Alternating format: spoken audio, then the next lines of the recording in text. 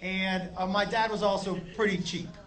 And because of that, I missed out on a lot of experiences. And I grew up, man, I'm bummed that I did this, but I grew up through my 20s and 30s. Like, if I saw a steak on the menu that was $24, and I saw chicken that was $17, I'd be like, I should get the chicken, even though I wanted the steak. Do you know what I mean? Like, I fucking hate that my dad put that in my head. So what I've started to do is, listen, guys, it's important not to be willy-nilly with your fucking money, but if you got $100 and it's between saving $100 and going to a concert you've always wanted to see, go to that fucking concert. Here's the deal. A year from now, you're not going to have any idea where that $100 went, but you'll remember the concert. So make some fucking memories while you can still make some memories, all right? So, taking that into account, last September, I got to see 6 bands in one weekend, all on the bucket list. Now, I spent more than I should have on this concert. It was old cello. It was Coachella for old people. Did anybody go? Did you know what I'm talking about? It was the Stones, The Who, McCartney, Neil Young, Roger Waters, and Bob Dylan, all in the same weekend. It was amazing. Has anyone in here ever seen Bob Dylan before? Yeah, he eats a bag of dicks, that motherfucker. He's so bad. Did he play any hits when you saw him? Not one fucking hit! Dude doesn't play one hit! Are you kidding me? And I was so mad. I'm like, play Tangled Up in Blue. And the guy next to me was like, yeah, well, it's Bob Dylan. He's earned the right to play what he wants. And I would agree with you if he's playing in his own fucking living room, but he wasn't. There were 90,000 people there who paid a lot of fucking money. Pay Tangled Up in Blue, you piece of beef jerky. Fuck you! I will fight Bob Dylan right now. I'll tell you that right now. I'll fight that motherfucker. I think I got a shot at Bob Dylan. I'd like to hit him once just to hear him go, just a quick...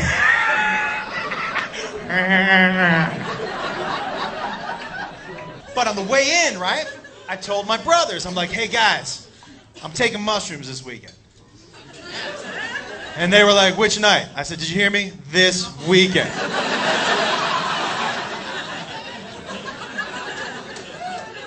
And they were like, why are you gonna? They go, you're gonna do that by yourself? And I said, no, there's gonna be 90,000 people there. And they were like, you're not, but you don't know any of them. I was like, well, I'm gonna. Now, okay, so, and by the way, I did it out of respect for the bands we were going to see. I felt like they would want me to be fucked up, right? So, Brett's got a curiosity. Round of applause. And I'm assuming this will be a larger round of applause than in most cities. People who have taken mushrooms before. Okay. Guys, I was in Huntsville, Alabama last weekend. I asked that question, and one dude goes, I got some on my salad right now. And I was like,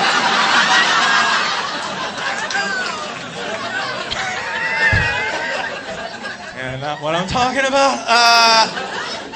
So after Dylan, I was like, I'm taking the mushrooms now. I'm not putting myself through another disappointing show. Now, following Dylan was the Stones, and I had never seen the Stones before. And so, and by the way, sitting next to me was this old Hispanic couple. And the dude had those, like the round, tiny glasses, and he had a tiny ponytail, you know, one of these? And it was pulled tight, so dude looked surprised the whole show, like.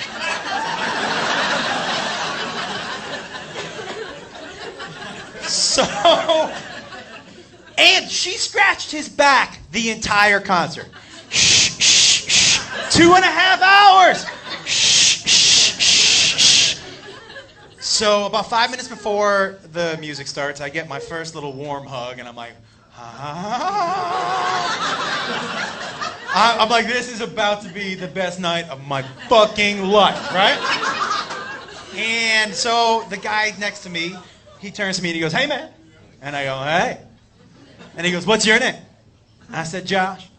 And he said, who do you think the best rock band of all time is, Josh? And listen, guys, I'm about to trip balls, right?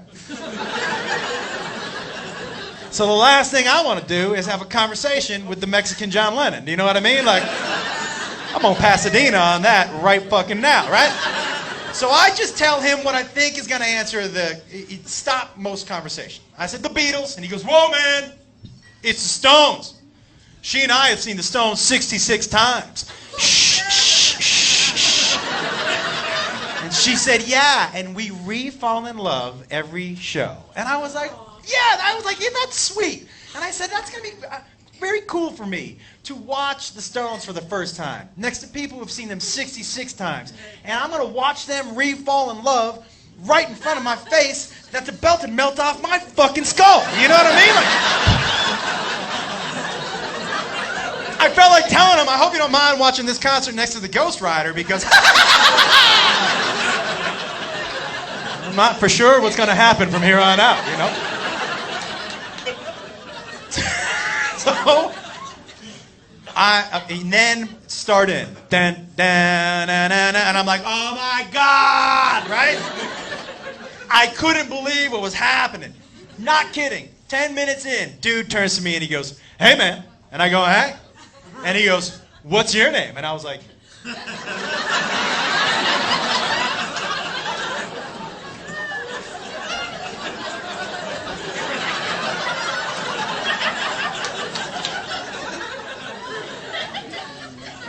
I said, Josh?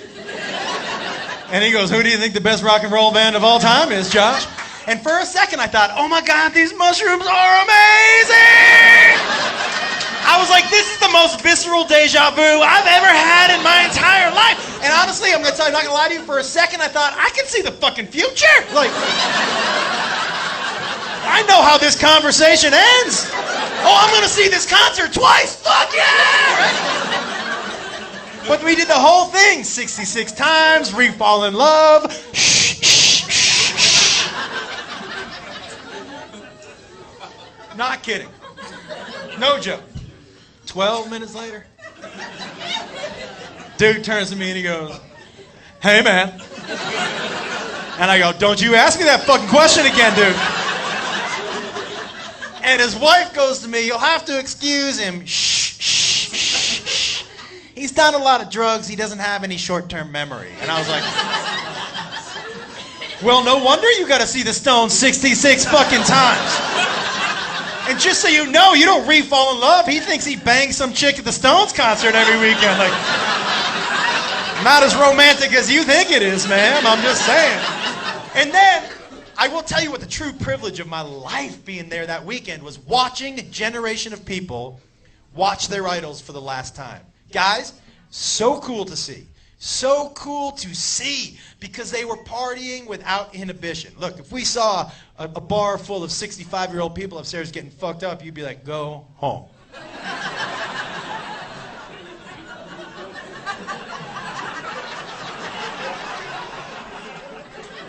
Yeah, you'd make a group decision. You're like, hey, all of you, you need to go. Right? But this concert was for them. It was for them to come and relive a snapshot of their life. So they partied without inhibition. And it was amazing to see. And because of that, there was a lot of old white guy dance circles popping up all over the place. If you haven't seen one of those. And when I say dance circle, there was a lot of two-gun salutes, you know, a lot of... And you could tell when they liked the song, you know why? The guns went up in the air, right? There was one guy near me doing a lot of the pencil. And then near me also, there was a big guy doing kicks like this. And he had to go like 240, big dude. He's kicking, he's like, yeah! And I was like, look at the big guy go! Like, he's killing it! And then big guy just collapses. And I was like, oh no! He fucking river danced himself to death. Like...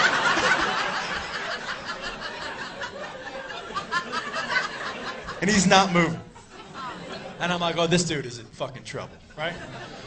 So they come in, EMTs come, they put him on a stretcher, wheel him out, you know, and he's saying his eyes are closed, and one of his friends who's near me leans over and goes, the dude has to be like mid-60s or something. And he leans over and he goes, hey man, you're gonna be okay. And the guy just opens his eyes and he goes, yeah, I'm just really tired.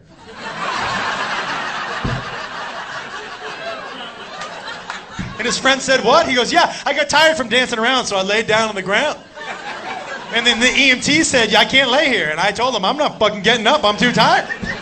And the EMT said, if you don't get up, sir, we're gonna have to wheel you out of here. And I said, that actually sounds kind of nice.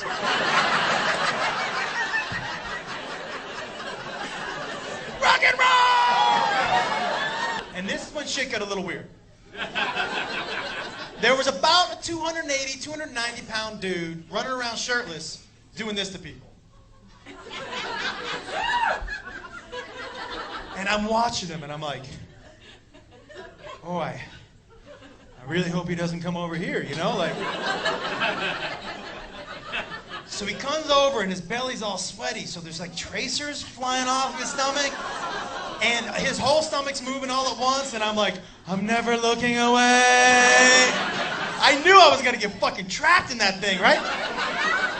And then he said something to me that I promise you has never been uttered before in the history of human beings. He shakes his belly at me, and he looks at me, and he goes, hey! I go, what's up? He goes, how many knuckles deep do you think you can go on my belly button? I go, what? He goes, how many knuckles deep? I go, none. None knuckles deep, dude. 0 knuckles deep. And he goes, why not? I was like, well, why would I? And he goes, everybody's doing it. And I go, who? Who the fuck is doing that? And he goes, everybody. Now look, guys, I'm shrooming. You know what I mean? And I don't want to be the only guy who doesn't finger fuck this dude's belly button. You know what I mean? I don't want to be Debbie Downer. You know what I mean? I want to be part of the group. So I go to him, I go, oh, what finger should I use? And he goes, I'd use the index. I go, okay. Guys, wait, it gets so much worse. So I go to lube up my finger, right? And he goes, nah, you won't need lube. And I was like, oh, that's good news for me. And it just fucking, with room to spare, right? And I look at him, I go, we got room to spare, big fella. And he goes, okay. And I go to pull my finger out. And you know when you put your finger in one of those Chinese finger locks? And for whatever reason, when you try to pull it out, it clamps down on it. I couldn't get my finger out of his fucking belly button. I went full palm on this dude's stomach, like, nah. Because there's no way I'm going out like that, right? I'm like, come on. And it just popped out, right? As soon as it pops out, he looks at me and he goes, we finally found somebody to do it! I said, I thought everybody was doing that. He goes, who would do that? I go, that's what I fucking said!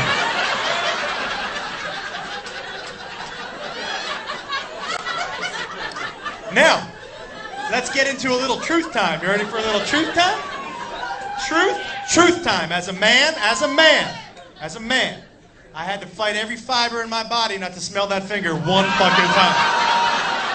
Don't yuck me, you hypocritical motherfucker. You graze your nuts, the first thing you do is smell them. You got a unicorn on your finger. You're never gonna smell that shit again. Now listen, I did not do it. I didn't. I gave my brother a Dirty Sanchez, and I was like, hey, dude, what does that smell like? He walked around the whole day like this. Hey, what was that? What is that?